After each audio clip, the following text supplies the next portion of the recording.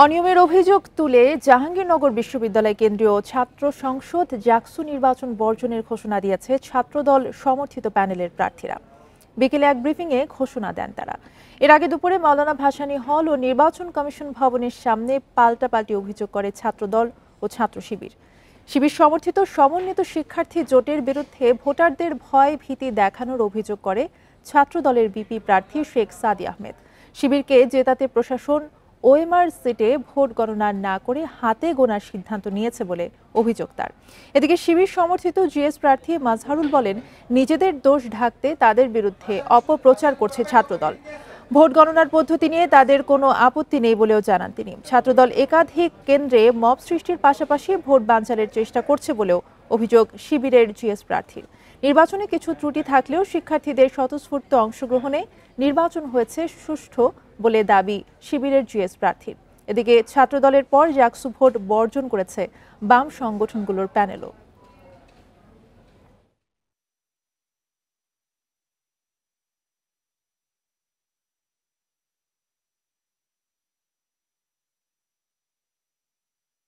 শুধু ফজিলাতুন্নেসা হলে না, অনেকগুলো হল থেকে এরকম আমাদের পোলিং এজেন্টরা রিপোর্ট করেছে যে হলের ফ্লোরের মধ্যে ব্যালটগুলো পড়ে আছে।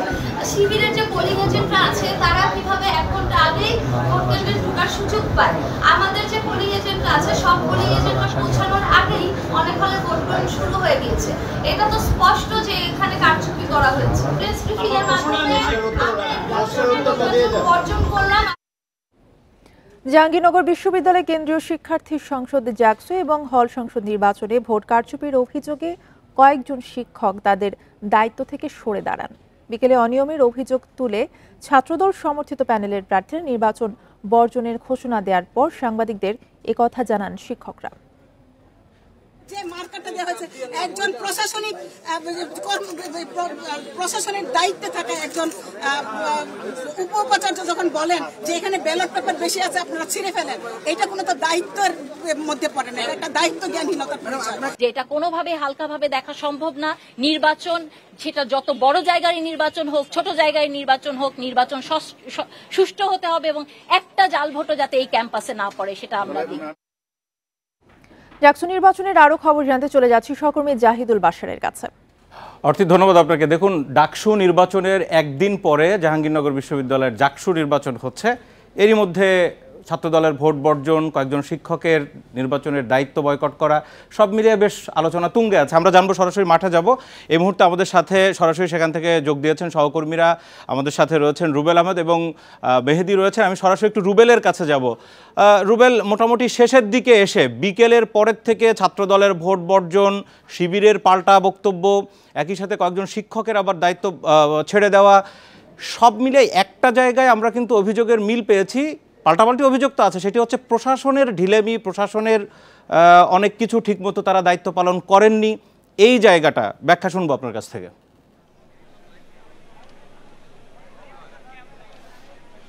দেখুন, জাহাঙ্গীরনগর বিশ্ববিদ্যালয়ের 33 বছর পরে যে সেই দীর্ঘ প্রতীক্ষার যে জাকসু নির্বাচন, সেটি কিন্তু আজ সকাল থেকে অনুষ্ঠিত হয়েছে। তো এই বিকেলের দিকে অর্থাৎ দুপুরের পর থেকে কিন্তু ছাত্রদল এবং বেশ কয়েকটি প্যানেলের পক্ষ থেকে কিন্তু বিভিন্ন অভিযোগ তুলে কিন্তু নির্বাচন বর্জন করার কিন্তু ঘোষণা দিয়েছে। তো এই তাদের যে বিষয়গুলো ছিল, তারা যে পয়েন্ট নিয়ে তারা অভিযোগগুলো তুলেছেন, আপনি যেমনটি বলছিলেন যে বিশ্ববিদ্যালয় প্রশাসন বা নির্বাচন কমিশনের সাথে যারা সংশ্লিষ্ট রয়েছে তাদের দিকে মূলত হচ্ছে তাদের অভিযোগগুলো ছিল। তো এই বিষয়টি যে শুধু আজকে তেমনটি নয়, আমরা হচ্ছে এই জাকসু নির্বাচনের তফসিল ঘোষণার পর থেকে কিন্তু আমরা বিভিন্ন প্রার্থী এবং বিভিন্ন প্যানেলের পক্ষ থেকে কিন্তু নির্বাচন কমিশনের প্রতি তাদের যে একটি অনাস্থা, তাদের প্রতি যে একটা আস্থাহীনতা, সেই বিষয়টি কিন্তু আমরা দেখতে পেয়েছি। তারা কিন্তু বিভিন্ন সময় কিন্তু নির্বাচন কমিশন যথাযথভাবে দায়িত্ব পালন করছে না বলে কিন্তু আমরা এই বাম সংশ্লিষ্ট যে জোটগুলো রয়েছে তাদের পক্ষ থেকে দেখেছি। এবং নির্বাচনের প্রচার প্রচারণার শেষ দিনও কিন্তু এই ছাত্রদলের যিনি ভিপি প্রার্থী রয়েছেন শেখ সাদি, তার সাথে আমাদের কথা হয়েছে। তিনি কিন্তু বলেছিলেন যে কিছু অসঙ্গতি নির্বাচন কমিশনের রয়েছে, তবে তিনি প্রত্যাশা করেছিলেন যে নির্বাচনের অর্থাৎ আজকে সকালে সকালের আগ মুহূর্তে হলেও সেই বিষয়গুলো তারা কাটিয়ে উঠবে বলে তিনি প্রত্যাশা করেছিলেন, কিন্তু শেষ পর্যন্ত তাদের প্রত্যাশা পূরণ হয়নি। এই জন্যই কিন্তু তারা সেই নির্বাচনটি বর্জন করেছে এবং এই নির্বাচনের বিভিন্ন অব্যবস্থাপনা নিয়ে কিন্তু প্রার্থী সহ ভোটাররাও কিন্তু নানা সময় নানা কথা বলেছেন। রুবেল, আমরা বুঝতে পেরেছি। এখন একটু ভোটের বিষয় আসতে চাই। ছাত্রদল ভোট বর্জন করেছে, আরো কিছু কিছু ঘটনা ঘটেছে, এগুলোর প্রভাব আসলে কেমন পড়েছে? আমি এখন যেটা দেখতে পাচ্ছি, বেশ অনেক জমজমাট শিক্ষার্থীরা সেখানে রয়েছেন। ভোট শেষ পর্যন্ত সুষ্ঠুভাবে শেষ হলো কিনা?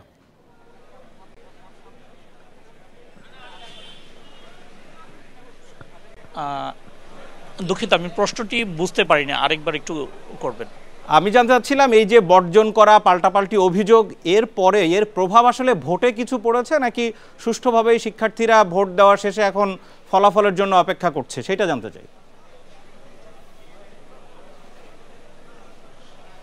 আসলে দেখুন, যারা ভোট বর্জন করেছে তাদের প্যানেল এবং তাদের যারা সমর্থক রয়েছিলেন তারা কিন্তু আসলে এই ভোটের প্রতি তারা অনাস্থা জানিয়েছেন। এর বাইরে যে সাধারণ যে শিক্ষার্থীরা রয়েছেন তাদেরকে কিন্তু আমরা স্বতঃস্ফূর্তভাবে ভোট দিতে দেখেছি এবং যে ভোট বর্জনের যে বিষয়টি সেটিও কিন্তু দুপুরের পরে গিয়ে তারা ভোট বর্জন করেছে, যার কারণে মোটামুটি সকালের দিক থেকে কিন্তু দুপুরের আগ পর্যন্ত প্রতিটি কেন্দ্রে কিন্তু আমরা দেখতে পেয়েছি যে প্রায় 40-50% মতো ভোট কিন্তু তখন কাস্ট হয়ে গিয়েছিল। যে বিভিন্ন কেন্দ্রের যারা দায়িত্বরত রয়েছে তাদের সাথে আমরা কথা বলে জানতে পেরেছিলাম। তো এই ভোটে আসলে যে বর্জনের যে বিষয়টি সেটি আসলে খুব বেশি যে ভোট যে কাস্টিংয়ের মধ্যে যে প্রভাব পড়েছে তেমনটি নয়, তবে হচ্ছে যে সামগ্রিকভাবে আমি দু একটি হলের যারা রিটার্নিং কর্মকর্তা ছিল তাদের সাথে আমি কথা বলার চেষ্টা করেছিলাম। তারা কিন্তু আমাদেরকে আনঅফিসিয়ালি জানিয়েছেন যে আমি যদি বলি যে প্রীতিলতা হল, সেই প্রীতিলতা হলের যদি অসমর্থিত সূত্র থেকে প্রাপ্ত তথ্য থেকে যদি বলি, সেখানে 61% মতো কিন্তু ভোট কাস্ট হয়েছে বলে আমি জানতে পেরেছি এবং 21 নম্বর ছাত্র হল যেটি রয়েছে সেখানে প্রায় 700-র কাছাকাছি ভোটার রয়েছে। তো সেই হলের নির্বাচনের দায়িত্বরত একজনের সাথে আমি কথা বলেছি, তিনিও কিন্তু আমাকে নাম প্রকাশ না করার শর্তে জানিয়েছেন যে তার কেন্দ্রেও প্রায় 70% মতো ভোট কিন্তু কাস্ট হয়েছে এবং সামগ্রিকভাবে ভোটের যে চিত্র এবং আমরা যে ধারণাটি করছি, ধারণা করা হচ্ছে 65% থেকে 70%-এর মধ্যে এই ভোট কাস্ট হয়েছে, যে 11,500-এর উপরে যে ভোটার রয়েছে। তো বিভিন্ন কেন্দ্র থেকে আমরা দেখতে পাচ্ছি যে আইন শৃঙ্খলা রক্ষাকারী বাহিনীর করা নিরাপত্তার মধ্যে কিন্তু সেই ব্যালট বক্সগুলো যে বিশ্ববিদ্যালয়ের তার মানে ভোট প্রয়োগের যে হার আপনারা যেটা প্রাথমিক জানতে পেরেছেন, মোটামুটি ডাকসুর নির্বাচনে ঢাকা বিশ্ববিদ্যালয়ে যেরকম হার ছিল অতটা না হলেও খুব কাছাকাছি। ঢাকা বিশ্ববিদ্যালয়ের মেয়েদের হলগুলোতে আমরা দেখেছিলাম 61 থেকে 65 এর মধ্যেই ছিল। আমি আবার একটু আমাদের আরেকজন সহকর্মী রয়েছেন শিকদার মেহেদির কাছে যাব। মেহেদি, আপনি জাহাঙ্গীরনগর বিশ্ববিদ্যালয়ের অন্যদিকে আছেন, একটু জানতে চাইবো এখন আসলে সর্বশেষ এই যেহেতু প্রত্যেকটা হলই তো কেন্দ্র, 21টা হল, একটু জানতে চাই যে এগুলোর ভেতরে এখন কি চলছে, সর্বশেষ কোনো ধরনের অপ্রীতিকর ঘটনার কোনো প্রভাব রয়েছে কিনা, বিশ্ববিদ্যালয় প্রশাসনের বক্তব্য কি?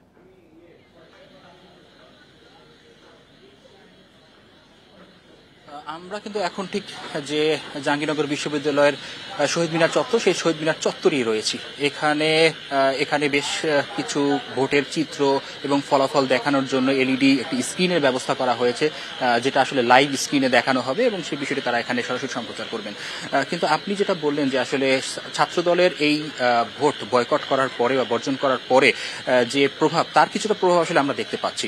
কিন্তু যেহেতু 5টার পরে আর ভোট গ্রহণের কোনো সুযোগ থাকছে না, সেই কারণে কিন্তু কড়া নিরাপত্তার মধ্যে দিয়েই সেই ব্যালট বক্সগুলোকে নির্বাচন কমিশন ভবনে নিয়ে আসা হচ্ছে এবং সেখানে আসলে তাদের প্রক্রিয়াধীন যে কার্যক্রম সেগুলো তারা চালাচ্ছেন। কিন্তু ছাত্রদলের পক্ষ থেকে কিন্তু আমরা এখন থেকে প্রায় আধা ঘন্টা আগে দেখতে পেয়েছি তারা শহীদ মিনার চত্বরে তারা বিভিন্ন ধরনের স্লোগান দিয়েছেন এবং তারা মহড়া দিয়েছেন এবং এ দ্বারা আসলে তারা কি বোঝাতে চেয়েছেন সেই বিষয়টি আসলে এখন পর্যন্ত বোধগম্য না। কারণ তারা কিন্তু সংবাদ সম্মেলনে বলেছিল যে তারা নির্বাচন কমিশনের কাছে তারা যাবেন এবং তাদের কাছে সুস্পষ্ট কিছু ভোট জালিয়াতির প্রমাণ রয়েছেন, কিন্তু সেগুলো যদি তারা দিয়ে থাকেন তাহলে প্রশাসন এই বিষয়ে আসলে কি পদক্ষেপ নেবেন সেই বিষয়ে এখন পর্যন্ত আমাদেরকে কোনো কিছু জানাননি। এই যে ভোট গণনা একটু আসতে চাই, যেহেতু ভোট হয়ে গেছে ঘন্টা দুয়েকের মতো, 5টায় শেষ, এখন 7টা বাজে, 2 ঘন্টা পেরিয়ে গেল। এলইডি স্ক্রিন আছে যেটা ঢাকা বিশ্ববিদ্যালয়ে করা হয়েছিল, আপনারা স্ক্রিনে কি দেখতে পাচ্ছেন? এগুলো তো ম্যানুয়ালি গণনা হবে বোধহয়, আমরা যতটুকু জানি অটোমেশন থেকে সরে এসছে। এখন কি গণনার কাজ বা সর্টিং চলছে, কি চলছে কি এখন?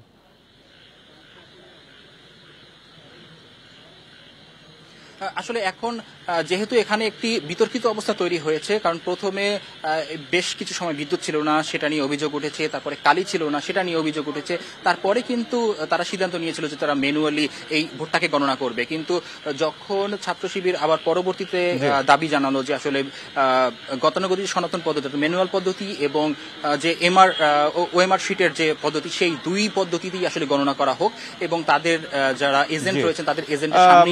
মেহেদী, আপনি থাকুন আমাদের সাথে, আমরা একটু নুরে আলম পিন্টুর কাছে যাব। নুরে আলম পিন্টু, ঢাকা বিশ্ববিদ্যালয়ে টানা 24-25 ঘন্টা আপনি কভার করেছেন, এখন জাকসুতে আছেন। আমরা কয়েকটা বিষয়, পোলিং এজেন্ট থাকবে কি থাকবে না সেটি সকালবেলার দিকে সিদ্ধান্তহীনতার মধ্যে ছিল প্রশাসন, এখন ম্যানুয়ালি হবে নাকি অটোমেশনের পদ্ধতিতে ভোট গণনা হবে সেটি নিয়ে একটা দোলাচল। ভোট শেষ হয়ে গেছে 2 ঘন্টা হলো, জানাবেন আপনি।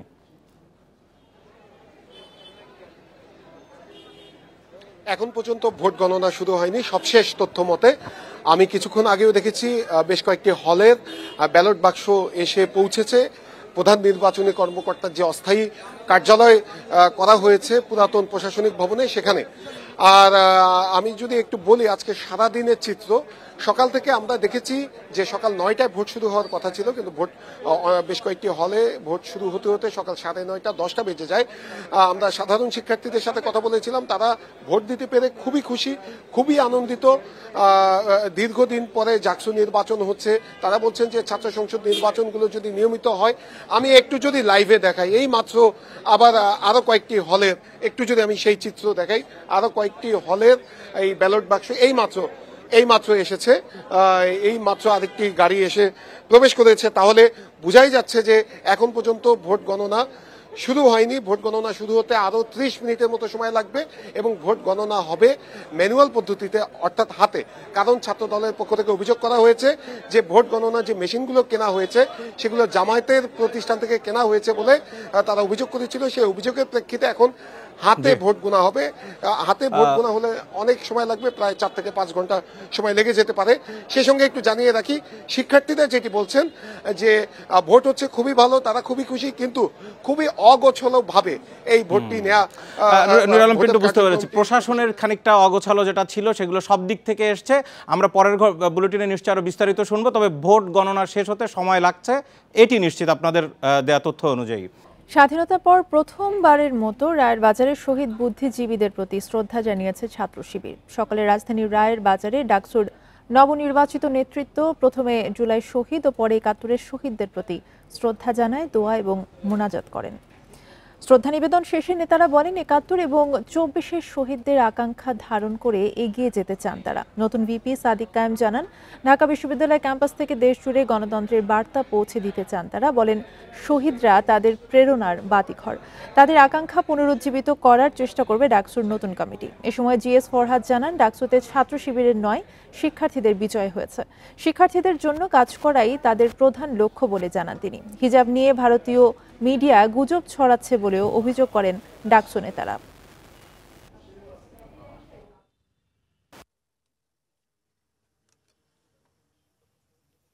মূলত শহীদদের আকাঙ্ক্ষা লালন করাই আমাদের উদ্দেশ্য, এবং জুলাই বিপ্লবে যে 2000 ভাই বোন শহীদ হয়েছে, এই প্রত্যেকটা পরিবারেই আমাদের পরিবার।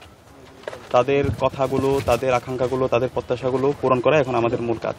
বিজয়টা আমাদের ছাত্র শিবিরের বিজয় না, এটা ব্যক্তি সাদিক কায়েম কিংবা অ্যাসেম্বলাদের বিজয় না, এটা শিক্ষার্থীদের বিজয়। শিক্ষার্থীরা আমাদেরকে মতামত দিয়ে বিজয়ী করেছেন, নির্বাচিত করেছেন, এবং শিক্ষার্থীদের কমিটমেন্ট রক্ষা করা আমাদের কাজ।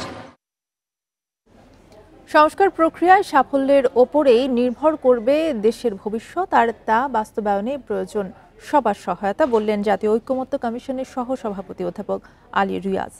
বৃহস্পতিবার সকালে ফরেন সার্ভিস একাডেমিতে জুলাই জাতীয় সনদ 2025 বাস্তবায়নের উপায় নিয়ে জাতীয় ঐক্যমত্য কমিশনের সঙ্গে বিভিন্ন রাজনৈতিক দলের আলোচনায় একথা বলেন তিনি আরও বলেন, জুলাই সনদ 2025 বাস্তবায়নের প্রক্রিয়া নিয়ে রাজনৈতিক দলগুলোর সঙ্গে বৈঠক করছে কমিশন। সংস্কার প্রক্রিয়ায় ভিন্ন মত ও নোট অফ ডিসেন্ট সহ বেশিরভাগ আলোচনায় একমত রাজনৈতিক দলগুলো। ডক্টর আলী রিয়াজ আরও বলেন, ঐক্যমত্য কমিশন জুলাই সনদ বাস্তবায়ন কিংবা রাষ্ট্র সংস্কার বিষয়ে কোনো কিছু কাউকে চাপিয়ে দেবে না, আর রাজনৈতিক দলগুলোর মতামতের ভিত্তিতে সিদ্ধান্ত বাস্তবায়ন করবে সরকার।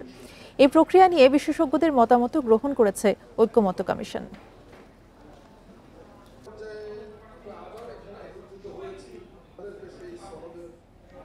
রাতের ভোটে সহযোগিতা করার বিনিময়ে ধানমন্ডিতে ফ্ল্যাট গ্রহণের অভিযোগে অনুসন্ধান শুরু করেছে দুদক। আগামী 17, 18 এবং 21 সেপ্টেম্বর দুদকের সাবেক 2 কমিশনার সহ 12 সচিবকে জিজ্ঞাসাবাদের জন্য তলব করেছে সংস্থাটি। এদিকে পূর্বাঞ্চলে প্লট জালিয়াতির মামলার আসামি করা হয়েছে সাবেক বিচারপতি শামসুদ্দিন চৌধুরী মানিক, রাজুকের সাবেক চেয়ারম্যান সহ 7 জনকে। 2018 সালের কারচুপির নির্বাচন সফলভাবে সম্পন্ন করায় শেখ হাসিনার পক্ষ থেকে সচিব পদমর্যাদার 12 জনকে শত কোটি টাকার 14 তলা ভবন নির্মাণের অনুমোদন দেওয়ার অভিযোগ তৎকালীন সরকারের বিরুদ্ধে। 2024 সালের 26 মে ভবনটি নির্মাণ কাজ শুরু করে গণপূর্ত মন্ত্রণালয়। চলতি বছরের মে মাসে অভিযান চালায় দুদক। অভিযানে উঠে আসে নির্মাণাধীন 23টি ফ্ল্যাটের 12টি পাওয়ার কথা ছিল দুদকের আলোচিত সাবেক কমিশনার মোজাম্মেল হক খান ও জহুরুল হক সহ 12 জন সচিব পদমর্যাদার কর্মকর্তার।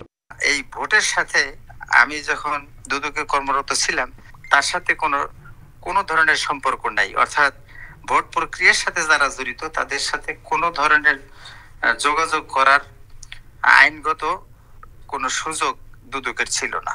ওখানে আমাদের কোনো সংশ্লিষ্টতা নাই। গভর্নমেন্ট সার্কুলার দিছে, আমরা দরখাস্ত করছি, দরখাস্তের প্রেক্ষিতে আমাদেরকে অ্যালটমেন্ট দেওয়া হয়েছে। কিভাবে দিছে, কি সমাচার আমরা কিছু জানি না, তো জানে গৃহায়ন কর্তৃপক্ষ, কতকে বলে। এদিকে সুষ্ঠু নির্বাচনের স্বার্থে তাদের 17, 18 ও 21 সেপ্টেম্বর দুদকের সাবেক 2 কমিশনার সহ 12 সচিবকে জিজ্ঞাসাবাদের জন্য তলব করে সংস্থাটি। এটা আমাদের অনুসন্ধান দলের রুটিন কাজ, এইটা তারা সে অনুযায়ী তারা কাজ করছেন। আমি বিস্তারিত কিছু জানি না কাদেরকে জিজ্ঞাসাবাদের জন্য ডাকা হয়েছে।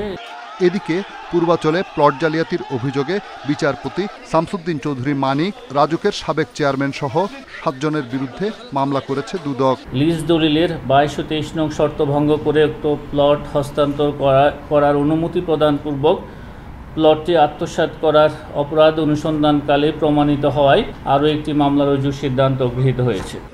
এদিন দুদকের মামলায় গ্রেপ্তার হওয়া আরেক আসামি স্বাস্থ্য খাতের আলোচিত ঠিকাদার মোতাজ্জেরুল ইসলাম মিঠুকে 10 দিনের রিমান্ড চেয়ে আদালতে পাঠিয়েছে দুদক। রিশাদ হুদা, ইন্ডিপেন্ডেন্ট নিউজ, ঢাকা। এই ছিল এখনকার সংবাদে। ইন্ডিপেন্ডেন্ট টেলিভিশনের সব খবর জানতে চোখ রাখুন ফেসবুক, ইউটিউব এবং এক্সে। ধন্যবাদ।